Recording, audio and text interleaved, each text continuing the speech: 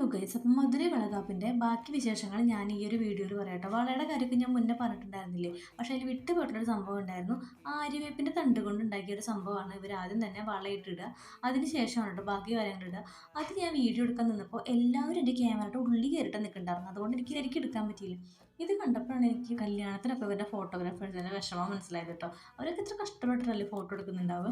ഈ ചടങ്ങൊക്കെ കഴിഞ്ഞാൽ നമുക്ക് അവിടെ നിന്ന് ഒരു തട്ട് തരും കേട്ടോ. അതിൽ ഈ പറഞ്ഞ സാധനങ്ങളാണ് എനിക്ക് കിട്ടിയിട്ടുണ്ടായിരുന്നത്. വള, മഞ്ഞച്ചരട്, മഞ്ഞൾ, പഴം, വെറ്റില, അടയ്ക്ക, പിന്നെ ഉണ്ണിയപ്പം, റോസാപ്പൂക്കാണ് കിട്ടിയിട്ടുണ്ടായിരുന്നത്. അതിനുശേഷം നമ്മൾ ഫുഡ് കഴിക്കാൻ പോയിട്ടോ. തമിഴ്നാട് സ്റ്റൈൽ ഫുഡ് തന്നെയാണ് ഉണ്ടായിരുന്നത്. ഒരു 4-5 ടൈപ്പ് റൈസ് ഉണ്ടായിരുന്നു. ടൊമാറ്റോ റൈസ്, ലെമൺ റൈസ്, അങ്ങനെയൊക്കെ പറഞ്ഞിട്ട് കുറേ സംഭവം ഉണ്ടായിരുന്നു. പകുതി എനിക്ക് മനസ്സിലായില്ല, ടേസ്റ്റ് ഇഷ്ടപ്പെട്ടിട്ടുണ്ടായിരുന്നില്ല, കാരണം അത് അവരുടെ സ്റ്റൈലായിരുന്നു. ലഡു, ജിലേബി, മൈസൂർ പാക്ക്, മുറുക്ക്, അങ്ങനത്തെ ഒക്കെ ഉണ്ടായിരുന്നു. അങ്ങനെ അതും കഴിച്ചു. ഇത്രയും അടുത്തെത്തിയ സ്ഥിതിക്ക് നമ്മൾ മധുര മീനാക്ഷി ടെമ്പിളിൽ പോയിട്ടുണ്ടാവും എന്ന് നിങ്ങൾക്ക് ഊഹിക്കാമല്ലോ. പക്ഷെ അവിടെ പോകണേന് ഞങ്ങൾക്ക് വേറൊരു സംഭവം ഉണ്ടായി. അത് എന്താണെന്നുള്ളതും കൂടി നിങ്ങൾ കേൾക്കണം കേട്ടോ. അത് ഞാൻ അടുത്ത വീഡിയോയിൽ പറഞ്ഞുതരാം.